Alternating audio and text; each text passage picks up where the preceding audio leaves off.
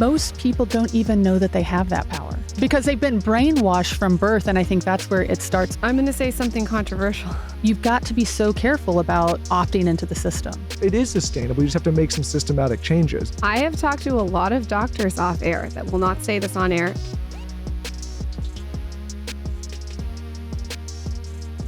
If you would have told me that Michael would be on a podcast passionate about grounding, non-toxic deodorant, tallow on his face, non-toxic cleaning supplies, and he would be excited to talk to a guest about it, I would have said you're crazy 4 years ago. So Yeah, this is a big deal. No, That's here I am. great. He's evolved. I'm an evolved man, I Veronica. can see that. I want to get a little bit of context on your story, Veronica. Tell us your background and how you even wanted to go into this profession. Like, give us the childhood spiel. I grew up suburban, middle class, nothing super interesting. My dad, I feel like, was very open-minded, though, and an out-of-the-box thinker. He was an entrepreneur.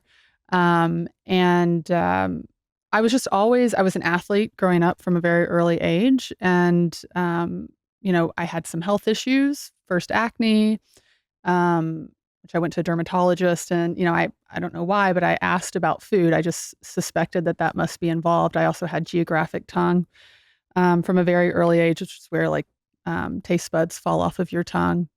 And so I was just wondering if these things were connected. And I asked, the dermatologist about, hey, should I not eat chocolate? I think I'd pick that up somewhere, or dairy. Like, oh, no. Diet food doesn't have anything to do with your skin. Here's some birth control. It just didn't make sense to me, right? And then prescribing different medications that created other symptoms and didn't really solve the issue. And so eventually I addressed that I continued to do research and eliminated things from my diet. And, my acne improved significantly.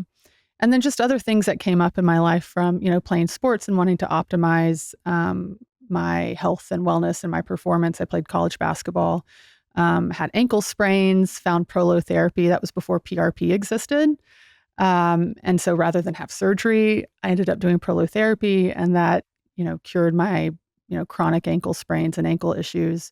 And then, from there, it's just been kind of an evolution of, my journey and finding not just how to be physically healthy, but really understanding that emotional health is a part of that. Before we started the show, and I should mention that we work with you for our family's health and our health. Why do you think in the healthcare space, which you're obviously in, people go to the nuclear option first? And what I mean by that is, you have an illness and it's this prescription or this surgery or like before, I told you I had a friend came to me and who was talking about hormones, and the first thing was like hormone replacement therapy. And I was like, well, there's maybe, he's a young guy. And I was like, there's maybe 18 other things to try before that. Like, it's not like it's critical that you do the other, like if all those options exhaust, maybe, but it wasn't even presented to him that there's maybe a bunch of other things you could do first. Does that make sense? Absolutely. I mean, I think it starts with, most healthcare providers aren't aware that there are other options. They're only educated on the pharmaceutical options. And, there's a lot of opinions on why that is. I mean, we can be very direct, and, I think it's well known that a big pharma, right, funds a lot of medical education.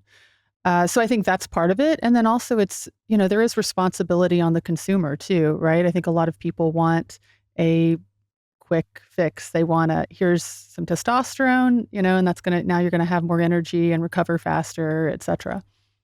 When you went into your practice, it seems to me, and you can speak to this, that you were sort of doing what you were supposed to be doing in the medical field, and then you saw that there was something missing and you made a pivot. Is that what happened? Yeah, I mean, I entered the medical field. So I had my first degree was in biochemistry, and I thought I wanted to be a doctor. And then I realized, wait a second, I've always wanted lots of kids. I knew I wanted like 4 kids. And my dad was an entrepreneur. I thought maybe I wanted to own my own business someday, and it just didn't make sense to me as a woman and, someone who wanted to be a mother to invest that much time, an investment in my schooling. And so then I wasn't sure what I wanted to do. And I came back around to, okay, I'd moved to Austin at that point. I do want to be in the health industry, what's the fastest way for me to do that and stay in Austin? And so and then also what's a little bit more holistic route. So I found, the nurse practitioner role. So I worked in, I think I always just, talking about my story, I just had a more open-minded kind of view of things and knew that, even when the doctor tells you, oh, well, food doesn't matter, here's a prescription, that just never made sense to me. So I came at it from an open mind. But I definitely saw, having worked in, hospitals here, that just the way that the insurance, just the way the whole model works, it does not foster health. I'm hesitant whenever we do these episodes. I want to always say, like, there's a lot of great doctors out there, and I don't want to like blanketly say that, like, don't trust doctors. There's definitely amazing doctors out there, but I think some of the frustration with us, and I'm sure some of our listeners and just the world in general, is what I was talking about earlier. It's like it's the nuclear option first before talking about some of the stuff that we discuss on this show, and I think that has put the world in a dangerous space, because we've kind of gotten away from some of the more natural, maybe Eastern approaches that are also options. I just feel like you are the perfect person to let it rip on how we need more holistic Eastern options in healthcare. Like, like when you said earlier, like they're just not taught. Like I just wonder why they're not taught about some of these things.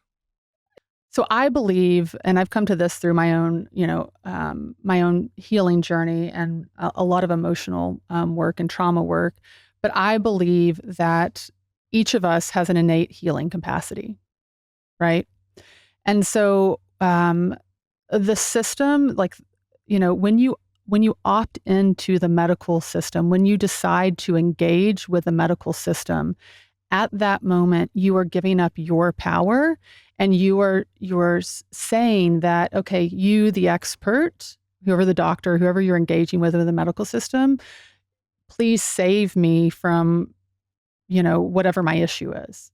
And you're the expert, you know more about it than me, so can you please save me? So you're not taking the power into your own hands and becoming your own advocate and your own guru. You're giving the ball to someone else. Correct. And most people don't even know that they have that power. Right. Well, because they've been brainwashed from birth, and I think that's where it starts. That's one reason why I'm so passionate about home birth and all of the other options. I mean, I don't care what you do, as long as, because I don't think there's the right choice for everyone, but there's what's right for you. I think women need to know about all of their options, but that's one reason why I'm so a big supporter of home birth, is because I think that birth is the moment that so many people opt into the medical system and the brainwashing that I need somebody else to save me from my health issues.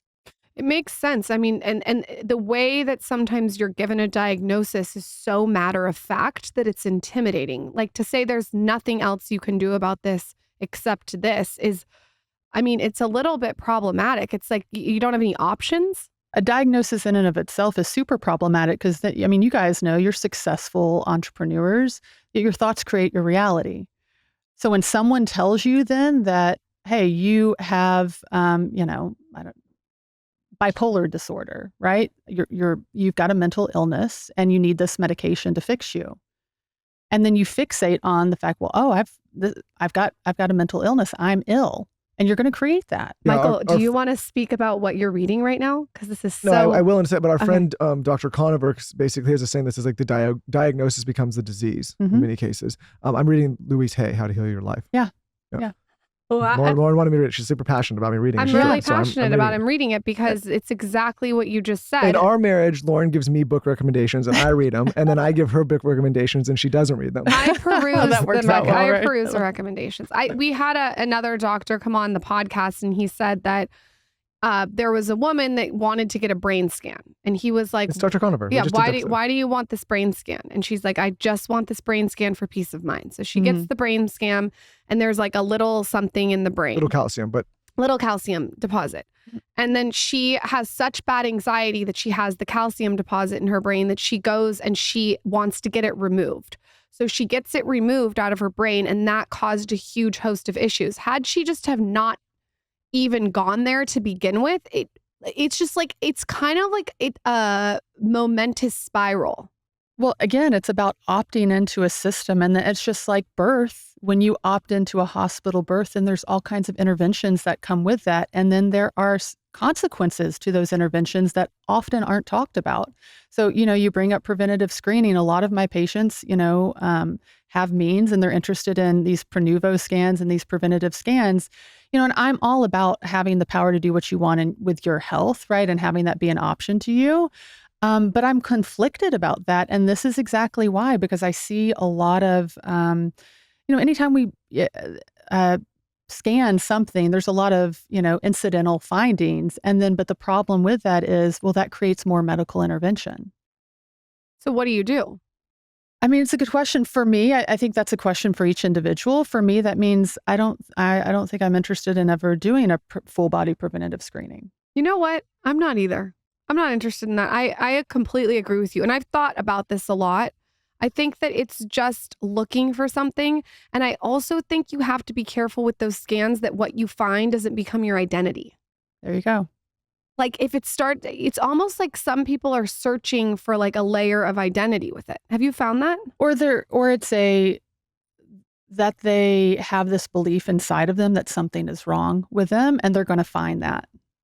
Right. It's like almost like if they identify it, then they can fix the thing. Right. So, and this gets into, there's like so many layers of this and it gets so complex. And that's where, like I said, you can't separate the physical from the spiritual and the emotional. Like people just feeling unsafe in their bodies. I mean, I see it's like so many people are so anxious and feel so unsafe. Because they have, we all have trauma, right? And it's living in their subconscious and it hasn't been addressed. And so they go, if they have this idea, well, I feel unsafe. I am unsafe. Something's wrong with me. There is something wrong, right? And maybe it's just the trauma that they haven't processed, but they go look for it in ways that, they go searching for control. Okay, well, let me do this scan. I can find, prevent, this bad outcome with cancer. And there are incidents, right, of finding brain cancer, for instance, in a 30-something-year-old woman, right, that they wouldn't have found had they not done the preventative screening. But I think those incidences are a lot more rare than the harm that actually comes from all of these things. I'm going to say something controversial. Okay, you do it. I have talked to a lot of doctors off air that will not say this on air, and you don't have to agree or whatever, Yeah. But I have heard that some of these scans actually cause things, specifically the mammogram. Yeah. I've heard a lot of fucked up shit off air about how the mammogram squishing and squeezing and manipulating your breast isn't great. Is there radiation in a mammogram? There is radiation involved there. I mean, there are studies, and I think is it Dr. Connolly? Y'all familiar with her? She's a cancer expert, more holistic cancer expert. But I think she posted something about this recently. There are studies that it actually increases your.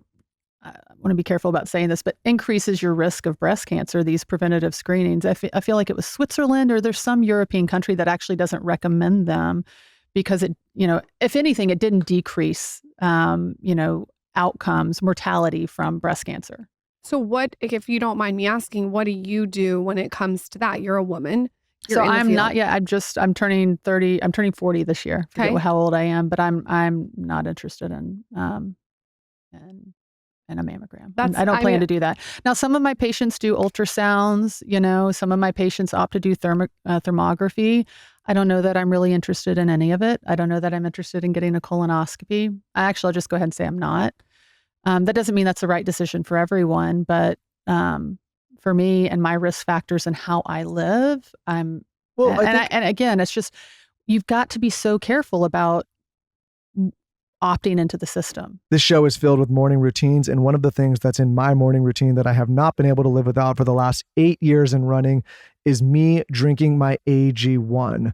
I drink it every single morning when I wake up with a heaping glass of water. This makes me feel hydrated, energized. I get my daily vitamins and nutritions, my prebiotic, my probiotic, all in one place, first thing in the morning, and I've done this for 8 years. I've trusted AG1 for years because unlike so many products, their entire formula is backed by research studies, not just the ingredients. For over 14 years, AG1 has been focused on innovation with a trusted nutrient-dense blend that's the perfect complement to my healthy diet. AG1 has been third-party tested for safety for years and is trusted by the experts and medical professionals. If there was only one supplement that I could take that would give me the most bang for my buck, it would definitely be AG1. They've recently been posting results online from their studies, and it was really interesting to see how many of the studied participants had the same feelings of energy, focus, and supported digestion that I've had using AG1 myself. I've also noticed that the under eye circles that I used to have under my eyes are completely gone. It took me years to figure out how to get those resolved, and AG1 definitely contributed to getting those taken care of. So like I said, if there's one product I trust to support my whole body health, it's AG1, and that's why I've partnered with them for so long. It's easy and satisfying to start your journey with AG1. Try AG1 and get a free 1-year supply of vitamin D3, K2, and 5 free AG1 travel packs with your first purchase at drinkag1.com/skinny. That's drinkag1.com/skinny. Check it out. If you would have told me a few years ago that I would be screaming about household cleaning supplies, talking about hormone regulation and better living and better health, I would have looked at you like you were crazy. That was until we had the founder, Allison of Branch Basics, on this podcast talking all about the benefits of using cleaner, better for you ingredients when it comes to household cleaning supplies. This is why we love talking about Branch Basics so much. We have done 2 episodes now with the Branch Basics founders talking all about the benefits of using better for you ingredients when it comes to household cleaning supplies. It's a no-brainer. Why would you want your children, your pets, yourself living in an environment where you're using cleaning supplies with harsh chemicals and fragrances that are going to disrupt your hormones, your sleep, your overall health and well-being? What you think may be good is actually maybe harming you immensely. Ever since Lauren and I switched out all of the cleaning supplies and switched over to Branch Basics, everything in our life has improved. We're sleeping better. We're getting sick less. Our hormones are balanced. Everything is just going in the right direction. Branch Basics is free of fragrance, hormone disruptors, and harmful preservatives that wreak havoc on our health. Their premium starter kit replaces all of your harmful cleaning products in the home, and Branch Basics now has a new luxurious gel hand soap made with only the safest ingredients to nourish your skin. Of course, we have a special offer. Save 15% on your starter kit or their new hand soap when you use code SKINNY at www.branchbasics.com. Again, that is code SKINNY for 15% off when you purchase a starter kit or their new gel hand soap at branchbasics.com. Every single new mom on the planet needs this. I gift this to every new mom. I harass my friends about it, and that is a gently weighted sleep sack. I don't mean to brag, but my son sleeps 7:30 to 7:30, and I attribute a huge part of that to his gently weighted sleep sack. First of all, when I pull that thing out, he knows it's time to wind down, and he immediately, his eyes start closing. I put it on him, and it just is like this association with this sleep sack makes him tired, which is amazing. And it keeps him sleeping through the night. The one that I use is by this company, Dreamland Baby. She invented this gently weighted sleep sack when she had her son in 2018, and he was waking up every hour and a half, which is so exhausting. And actually, I can't imagine it because that hasn't happened to me because I've had this sleep sack.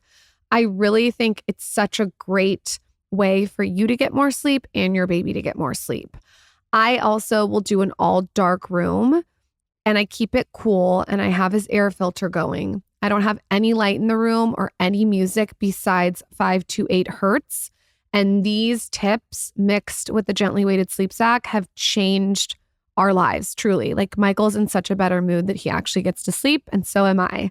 Go to dreamlandbabyco.com and enter our code SKINNY at checkout. You receive 20% off site-wide plus free shipping.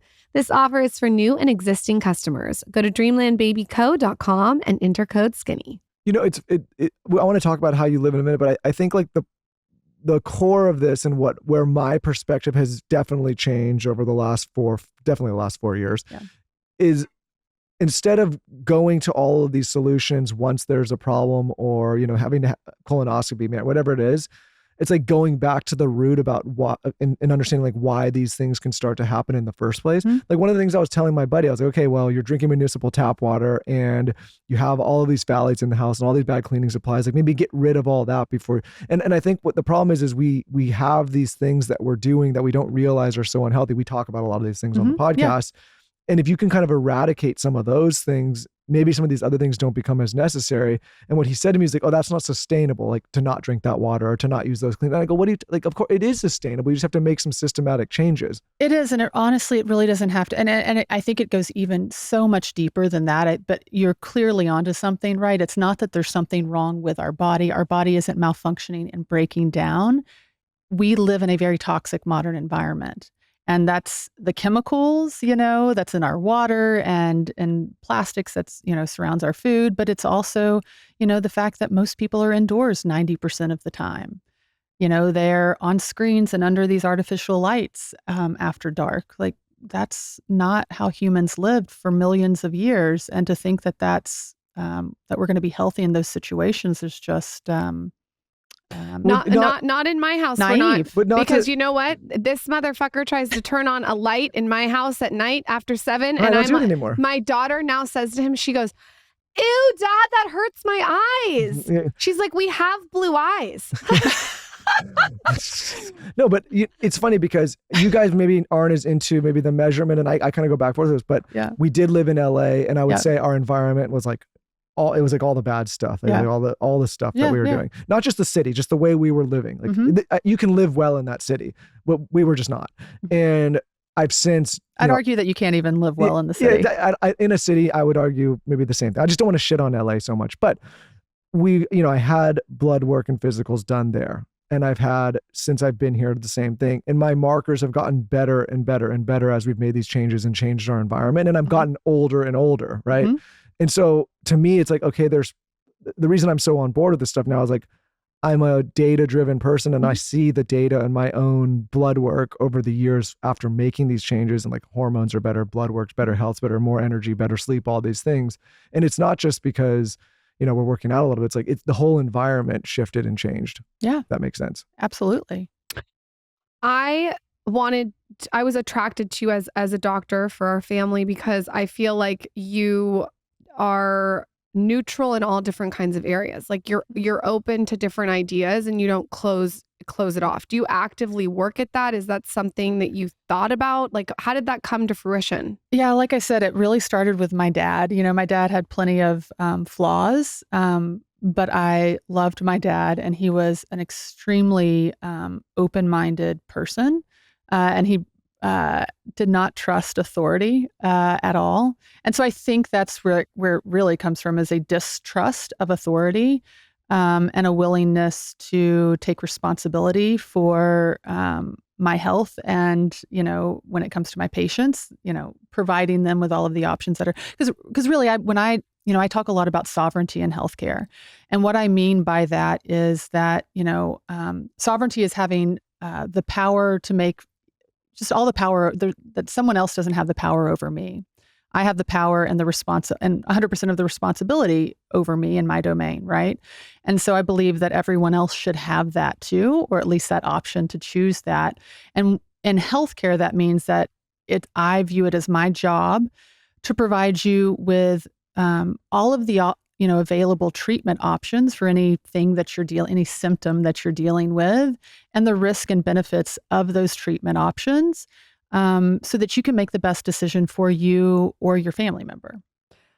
I would love for you to talk about toxins in the house and what your opinion is on each thing and what your swaps are in your own home. I know you're very into grounding and earthing. Just talk about how you run your own house.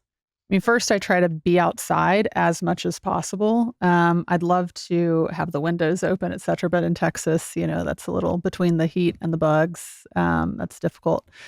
So, like, for instance, laundry detergent, I use Branch Basics. I'm not perfect with this. I use Castile soap. We were talking about face stuff. I use tallow. And my friends make a biodynamic face serum. I use Primally Pure cleanser. Anything for the kids that you do that you just think is really great for toxins? Honestly, I just leave them alone. Yeah. My children probably bathe maybe once a week. Can you talk to him about this? They don't use. Michael's a fourth Japanese. He thinks they have to bathe every day. Can you? One time we had somebody on and they were talking about this, and when the clip went viral and they said we were abusing people, I was like, Oh Lord. they said something about privilege too. I was like, what? I didn't know No, how that I works. said were they that I doing? did delayed bathing with both my kids. After they were Yes, born. that's because why would you need to? Why are they dirty? They're not dirty. I want them to sit in my vagina juice. Yes, just even think about Carson. that.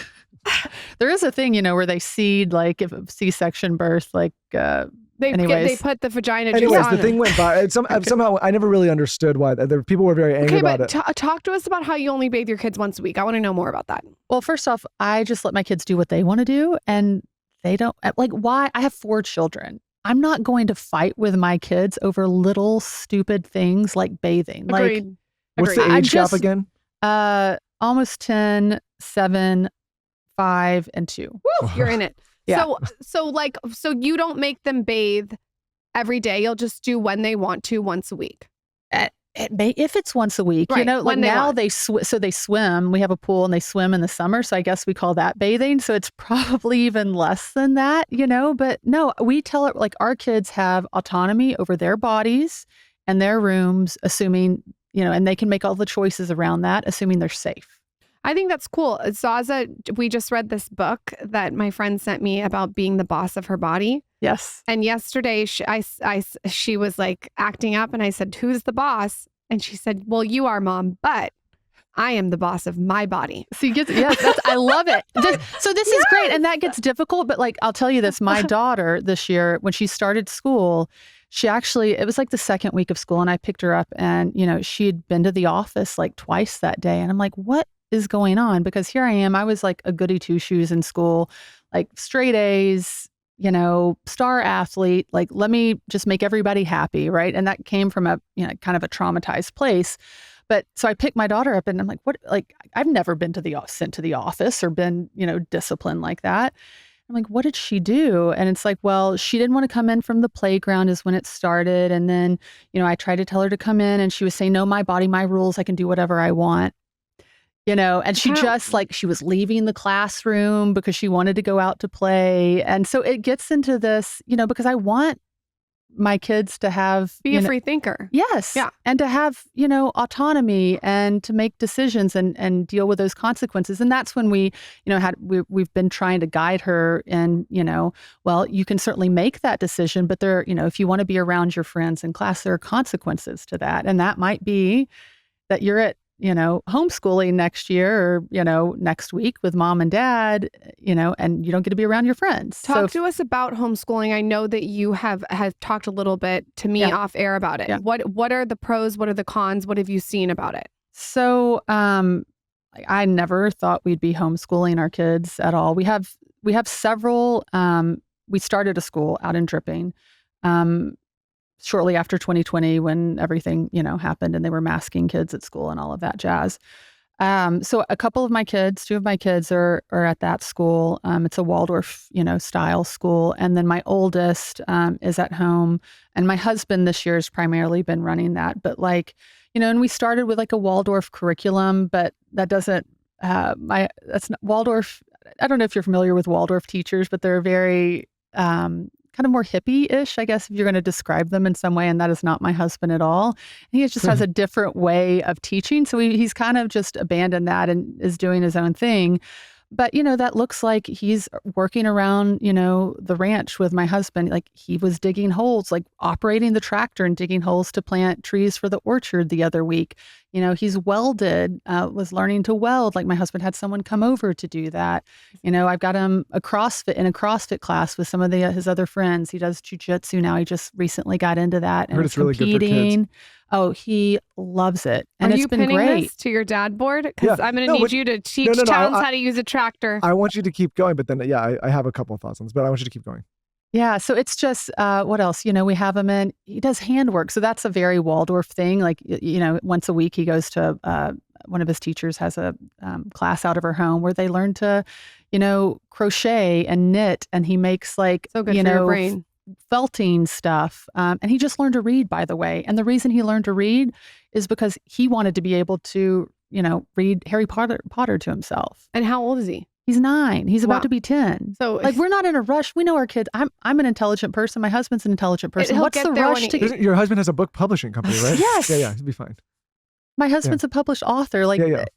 it's going to be okay. Why are we rushing to have children read in kindergarten when they need to be playing? I feel like that with all the milestones, though. I literally have no idea when my kids first started walking. If you ask me I and don't paid know me either. $1 zillion, I have no idea. I feel like That's healthy. they'll get there when they get there. I can't sit there and fixate on this fake milestone that someone put on the internet. And if you're anxious about that, your kid's going to feel it, and that's going to create issues for them. Yeah. Yeah, and I go back and forth with this because I was terrible in school and Yeah. I was The worst. in the office worst. every day. Worst kid. I you've had ever seen. so many detentions that they had to convert the time to then lunch Moon the detentions. principal.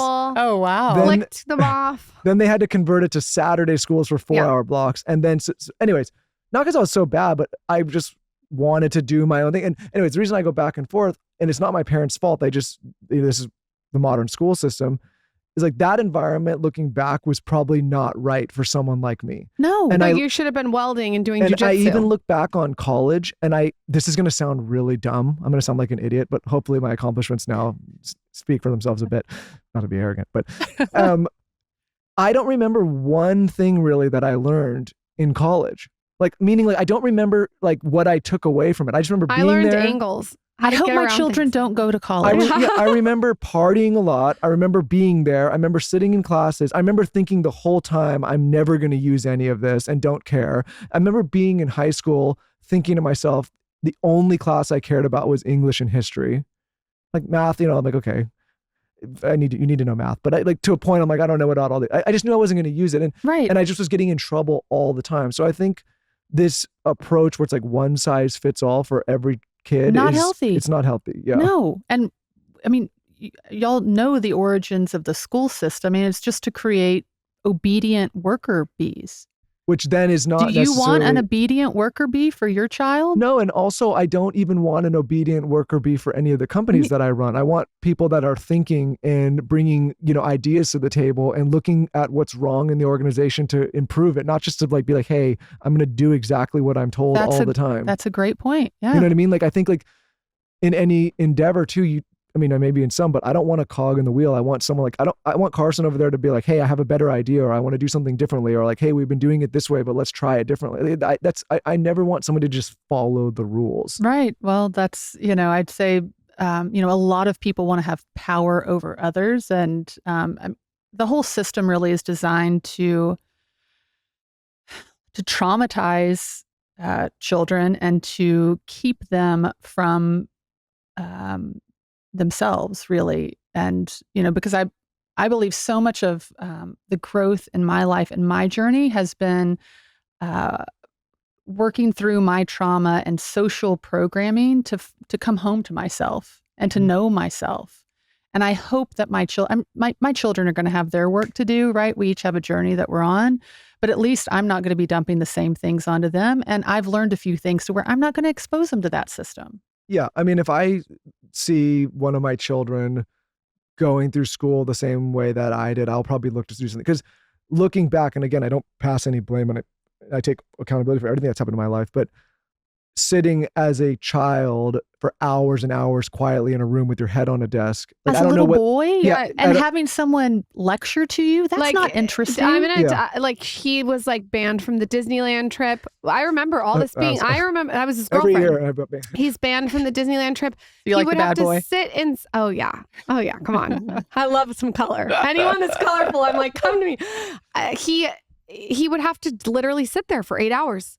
I don't even think they gave you a book. But what did that do to how you felt about yourself? So as I've gotten older, I've thought about this a lot because I kind of just like ignored it for a long time. And then I was like, wait, if every day you don't go to lunch with the kids. Okay, so they say you go to school to be social, but if every day instead of being social, you sit at a desk with your head quietly in a room, and then every day after school, everybody goes home and you sit an hour after. It was horrible. And then on Saturdays, you come and sit for 4 hours, and then everybody goes on the school trips and you don't get to go. It's like, and your parents allowed this? They Well, didn't say anything? They didn't ask? I don't blame them because I think they just they were so like academic that they just didn't, they didn't know. My mom Oh, you said, yeah, she's half Japanese, Okay. straight straight A student, straight A college, all of that. Didn't My know. dad never went to college, military, but I don't think But still military is very I think they just told them like, yo, your son is like Is bad. and this is like the consequences and they accepted that? I mean, I'm sorry, Mom, I'm gonna call it.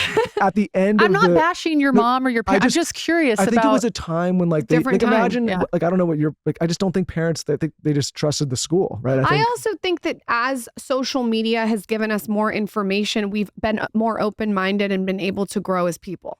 At the end of all of it, they handed like I got out of all the school and there was a binder. I'm not kidding. It was like this thick full of just all my detentions. She was so ashamed she threw them away. I wish she would have kept them so I could like your mom. Yeah, I wish I could go back and like read what the hell they were. Well, so for. I'll tell you. I'll give you like. I mean, thank God my dad did this. Like in kindergarten, like I was getting in trouble every day.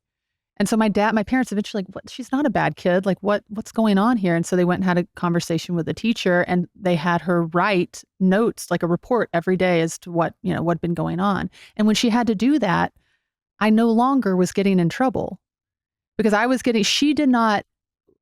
she was projecting some things on me, like some unresolved, and that's what happens, like some of her own unresolved issues on me. And when she was held accountable to detail exactly what was going on, it became very apparent that the problem was not me. So like, give us an example.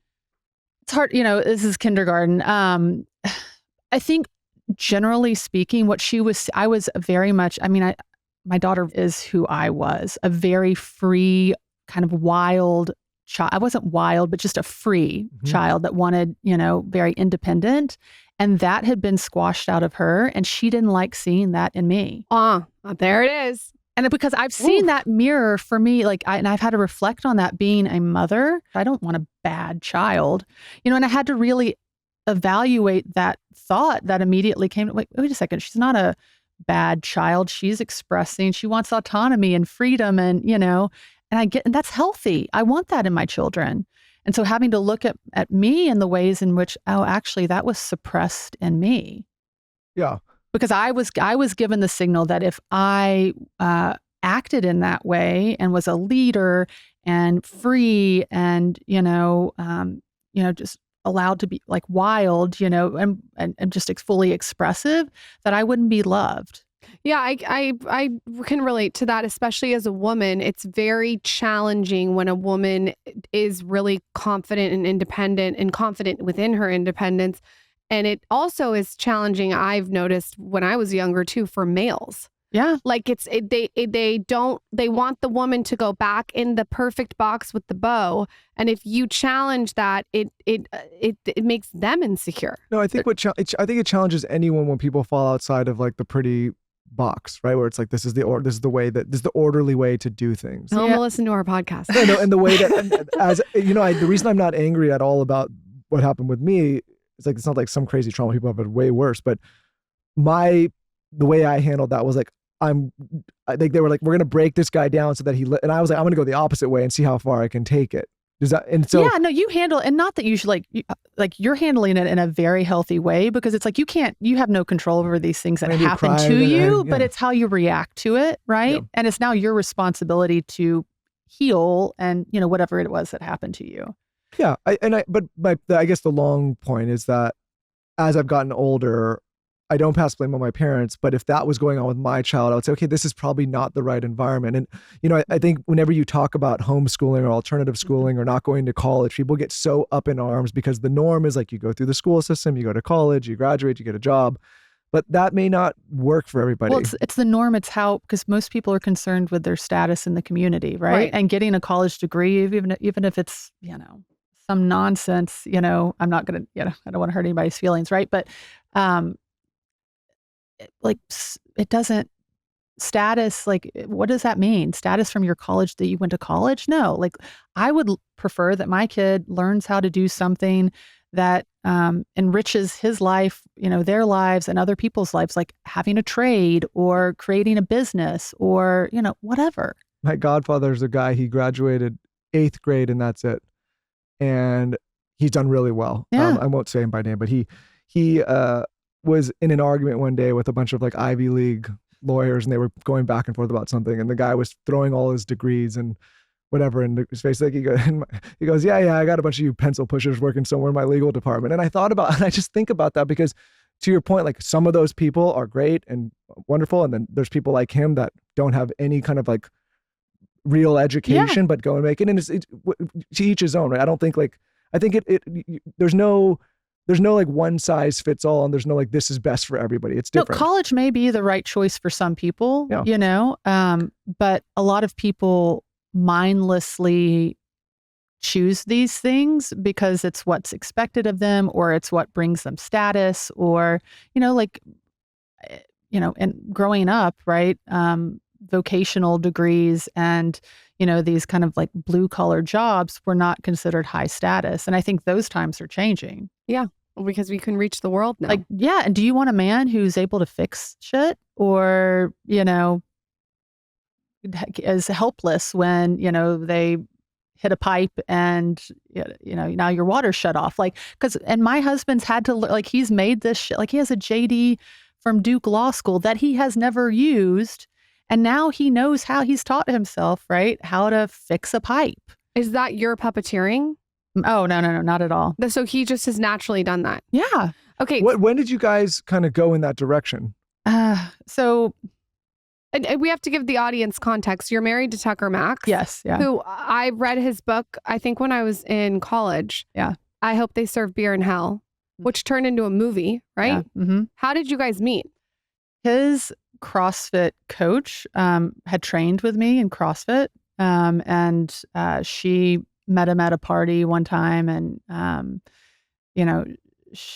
basically she said, well, this, he was with some girl. And she said, who are you bringing to my party? Like, this girl she's not good enough for you. And he said, okay, well, introduce me to the girl who is.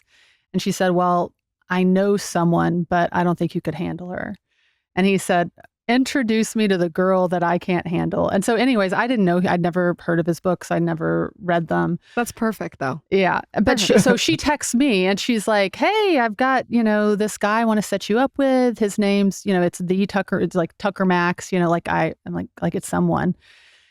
And I said, well, who is that? She said, Google him. And so I Google him and then I go to his website and it's like, hi, my name's Tucker Max. I get inappropriately drunk and, sleep with all these women. And I'm like, I thought you're my friend. Why, Jen, why are you wanting to, set me up with this guy? And so I said no. And then she kept asking like over a period of 6 months. And eventually I just had nothing to do on a Saturday night. And I was like, okay, if he calls himself an asshole, he must at least be funny. And then I went on a double date with him and, the rest is history. Did you like him right away? I did. Because when I met him, I was like, oh, he was kind of busting my balls because there's a whole story about, he called me a pretty little prepper.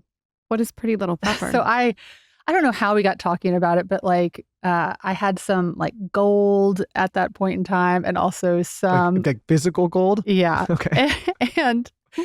and some like freeze dried food, that I'd bought from Costco. But of course, it was like health. I didn't want the prep packs that had TVP or like the soy based shit in it. It was like I needed meat and vegetables and stuff.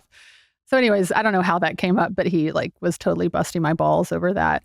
And I realized, oh, I see who you're an asshole because you're direct and you're honest. I'm like, I got it and I can deal with that. My dad was like that.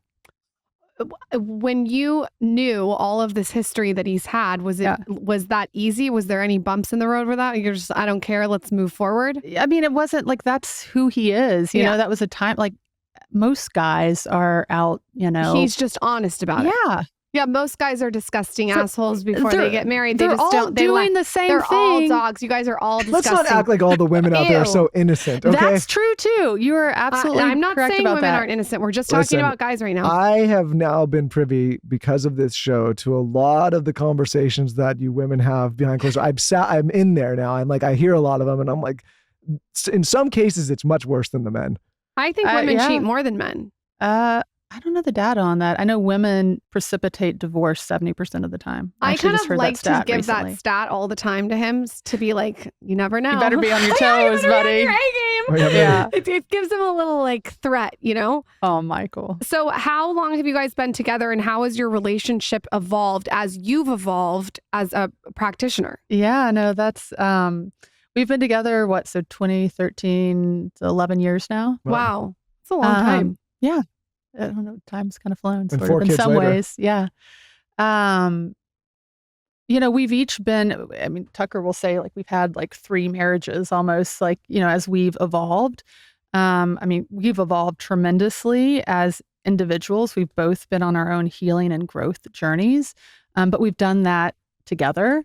And, because clearly, I don't think, back in 2013, we were living in a penthouse on Rainy Street. I don't think we ever envisioned, either of us, that we'd be out and dripping on land and, Tucker would be digging holes to plant trees in and come in covered in mud, Wild. Yeah. He was always about, no, just, hire someone else to do that work for you so you can spend time, but there's some things actually it makes sense and feels good to get your hands dirty. Why do you think he was called so much to that? I'll speak for myself on that one. Well, I can kind of speak for him too, but for me, as I did more of my emotional healing work, I just had this inner voice. We have a place in Tennessee in the mountains that we bought in 2020. It just backs up to the Smoky Mountain National Park, and we'd come home to the burbs. At that point, we were living in Barton Creek. And it just like felt yucky, and I just had this inner, voice that said, you cannot be separate from nature and be healthy.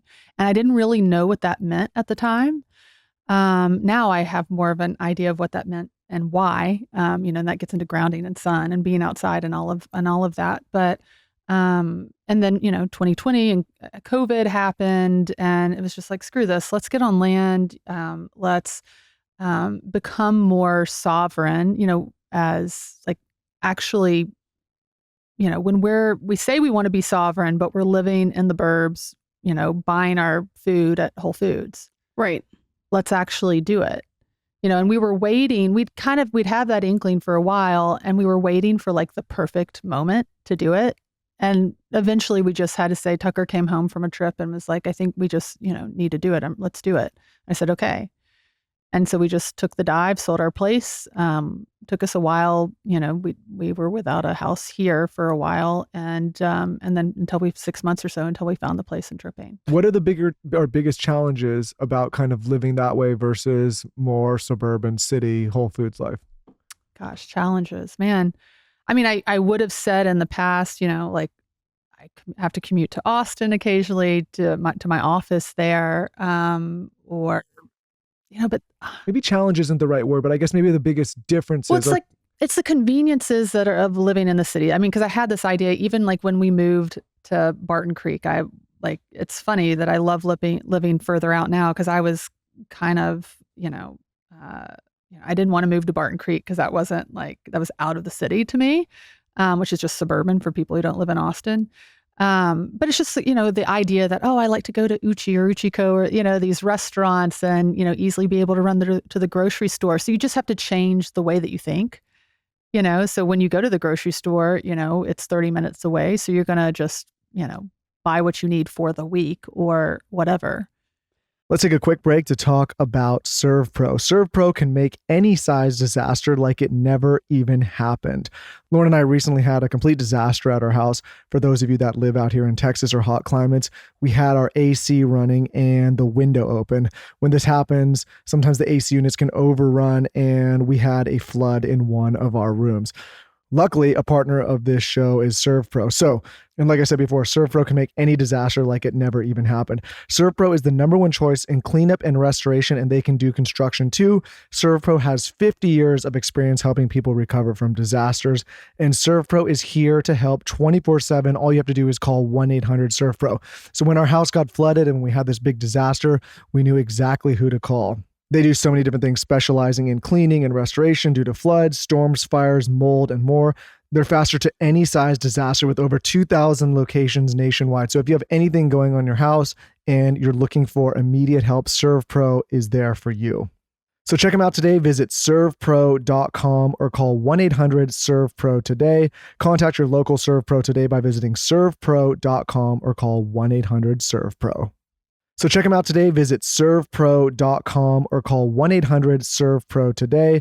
Contact your local ServPro today by visiting servepro.com or call 1-800-SERVE-PRO. Something that I haven't talked about a lot, and I want to just like start the conversation around, is more of the behind the scenes of my product line. This is something that I work on throughout probably 80% of the day.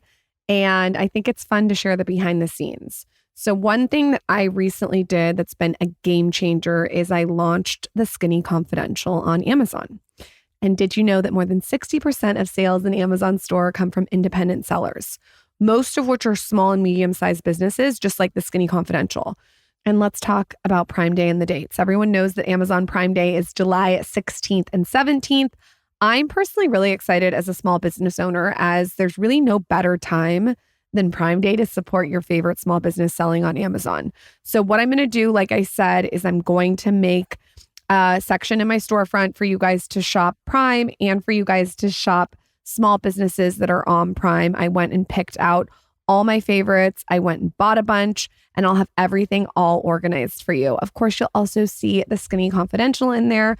I'll be adding the dry brush, the ice roller, and the razor to my storefront too, so you guys can shop everything seamlessly on Prime Day. Don't forget, it is July 16th and 17th. I'm setting my alarm, Amazon Prime Day. Go to Amazon.com and shop Prime Day and the Skinny Confidential. Quick break to talk about taking care of someone other than yourself. And that is the pet that loves you the most, your dogs, the ones that love you unconditionally. And that's why I'm so excited to talk to you today about the Farmer's Dog.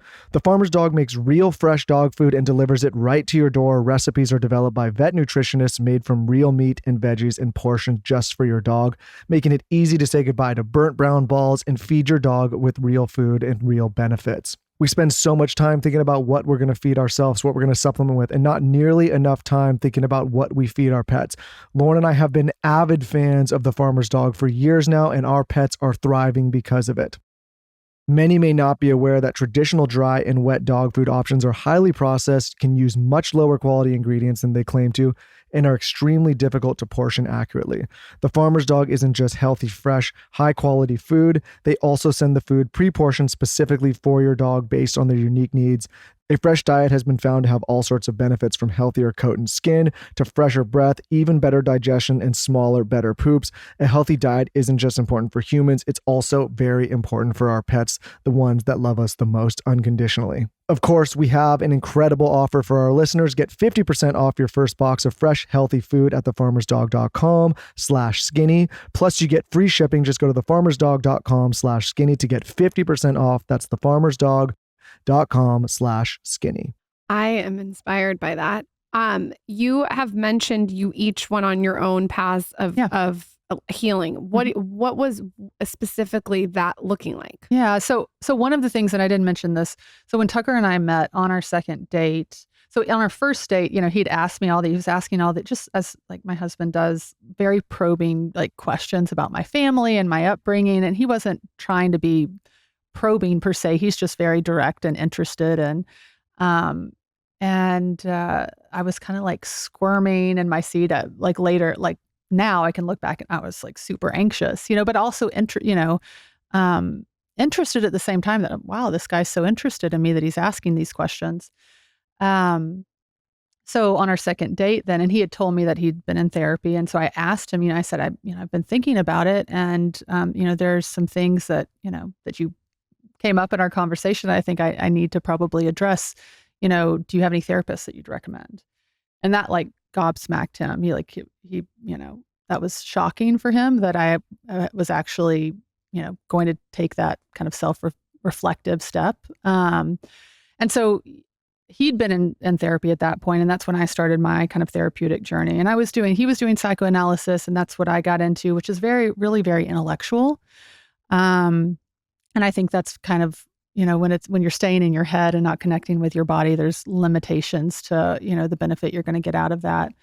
So personally, and then I've, moved on to trying, craniosacral, which is breath work. And then I've, done some therapeutic work with psychedelics, and he has as well, and all guided and facilitated, right, in safe settings. And that's kind of, and then, finding different, talk therapy and therapeutic modalities like somatic experiencing and NARM and internal family systems, and things like that are more embodied. And that's kind of, been kind of how that's gone. I have to ask you off air some questions about this. Yeah. Before you go, Yeah. I have to get, because I've asked you this off air, your take on raw milk. So just to give a little background, Yeah. I started posting about raw milk and how much I love it. It's amazing. I think it's the best pre-workout because I put it with my coffee, and it's a little bit of protein, a little bit of sugar, a little bit of carb. Yeah. And it keeps me really satisfied. And I noticed that my body was craving it. Mm-hmm. So then I came to you and I was like, hey, like with my son, I'm giving him milk. Can I give him raw milk? And you were like, let it rip. Give your take on this, because for some reason people think it's so weird that I would want to give my family raw, real milk. That's funny. And so, it's like the circles that I run in now. It's like, oh, that's the weird thing would be to give the pasteurized milk, you know? I think we're in those circles now. Yeah. Oh, good. No, I mean, like raw milk is the more natural version of milk with the live enzymes and, all the things that help you digest it, all the, all of the reasons that you would drink milk. Raw milk has those things in it, and it's alive. Right. So pasteurized milk, they heat it up at high temperatures and it kills all of those enzymes and probiotics and things like that. And that actually makes it more difficult to digest. Like I can't drink pasteurized milk without getting a stomach ache. Neither can you. I never drink pasteurized milk. Well, I don't drink it anymore but like if I were to have ice cream from like Lick per se, yeah, I'm going to get a tummy ache. Yeah. But my husband makes raw milk ice cream literally like every night. And it doesn't cause me a problem. Wait, hold on. How does he make raw milk ice cream? Is he like milking the cow and bringing it in and churning the butter? How does he do that? So our neighbor makes, this is where community comes in handy. Okay. Like, so my neighbor around the Sundance Farms, she has a Jersey cow and I get my raw milk from her. Okay. It's all legal through a co-op deal here in Texas. But and then we have I think it's Winter, WHYNTER. It's a machine that like freezes it. You don't have to put it in the freezer beforehand. It makes from start to finish. You've got ice cream in like 30 minutes. And what does he put in the ice cream?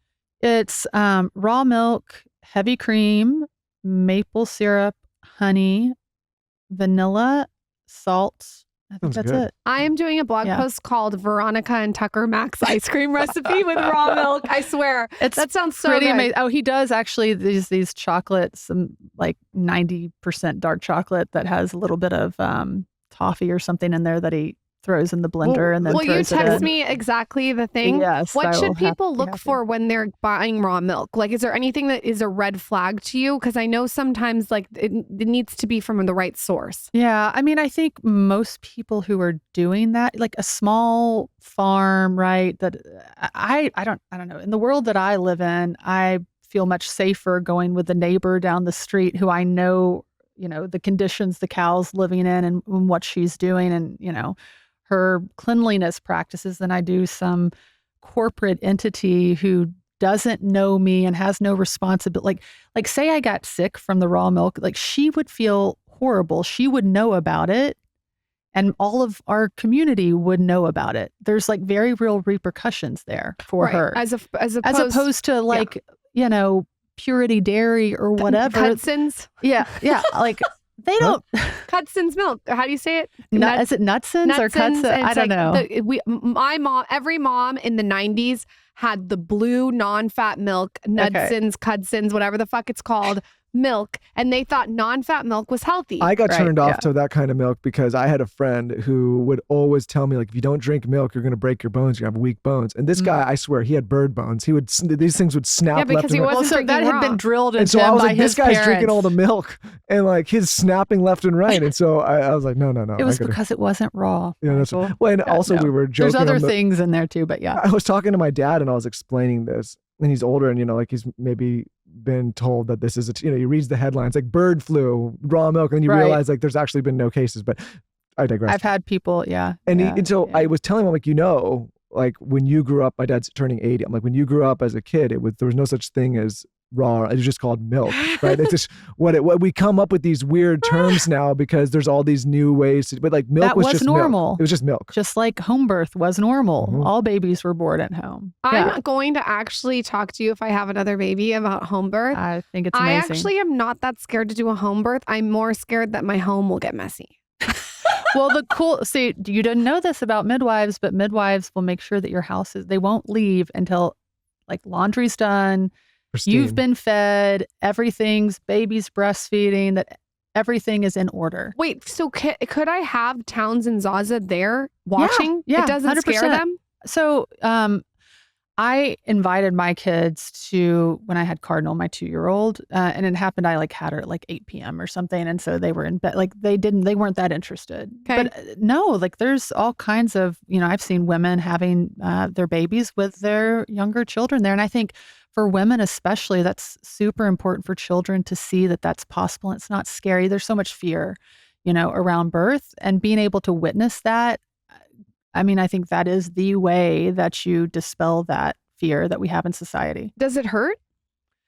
Yeah, it hurts. Like really bad? I mean, I can handle pain. I just want to know, like, on a scale. I've had 4 kids at home, so all like natural. And I'm not we like to create these stories. Oh, well, she's a superwoman, whatever, because she did this, like look at her. But no, like, I remember having Bishop at home. That was my first. And had I been in the hospital, hell yeah, I would have asked for some pain meds. Like it hurt. It's almost like you couldn't because of where you were. So it's just like it wasn't an option. So I wasn't going to ask. And you know what? I knew myself. I think that's part of the reason I chose a home birth, because I knew that these interventions have consequences. And at home, it's just not an option. What if I had a home birth? What would you do? You would be so like, I don't know if I could. Would you be anxious? I would have to talk. I could see you pacing around. I would have to talk to Veronica for a while. We'd have to do a couple sessions. Tucker. So the midwives actually handle you too, and so he was funny. Like he is the type that like you do not tell him what to do. But like the midwives, like he realized afterwards, like shit, they had me like doing whatever they were like ordering me around, and I just did it and didn't even think about it. And he asked him, like, what, Svengali stuff were you doing? Like, techniques were you using on me? But they just have this way where they just kind of like whisper suggestions from the side, In that situation, I'm doing what I'm told. Yeah, like, they had him, right, they had him. I'm not going to be like, I got it, what? guys. I'm just going to do what I'm told because I don't know. So initially, it started with like, he put his hand on me. It's like, oh, like I was going through a contraction. He's like, oh, you're going to be okay. And I was like, get off of me. Like, this hurts, like I got pissed. Because you don't tell someone who's in pain it's going to be okay. Fuck you. And also, like, what are they doing? Like sitting, eating their pickup sticks? No, I'm in pain and it's not okay, And, and so they got oriented him to just, providing me with water and making coffee and being and that was like, that was great. That's exactly what I needed, and supporting me when I needed it.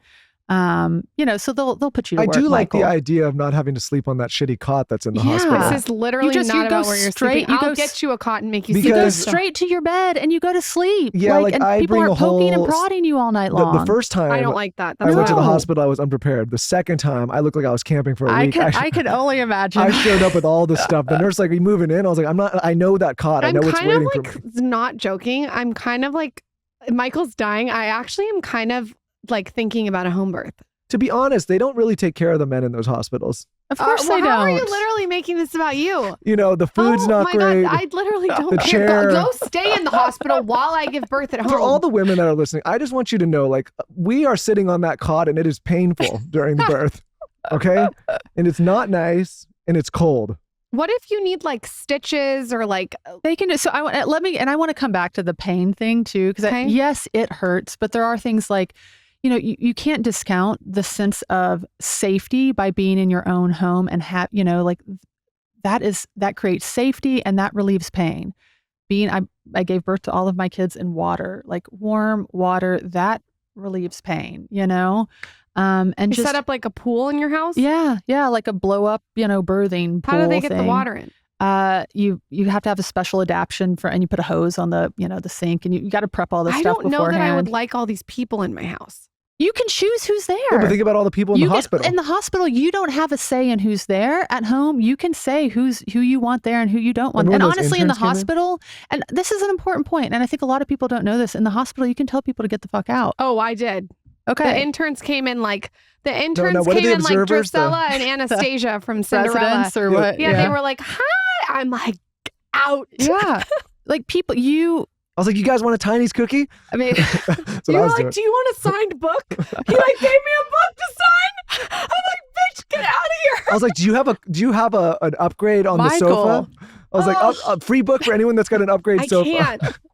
I think it's like Michael trying to work the system. Listen, I'll do whatever I got to do. Veronica, we go to you for our family's medical care in Texas. We were attracted to you because I love how you pair Eastern and Western together. And I love how you give us choice over the direction of where we're going. I don't ever feel like there's been any pressure. If someone wants to work with you, where can they find you? One thing I do have to say that I love about your services is I can text you whenever. It's like an open channel. If I have a question, you've come to my home before. It's very like personal. Yeah. Our website's UltraPersonal.Healthcare and all the information's there. Yeah. Instagram, if they want to DM you. At UltraPersonal.Healthcare. Perfect. Yeah. And go buy Tucker's first book. Thank you, Veronica. Thank you. Thanks, guys.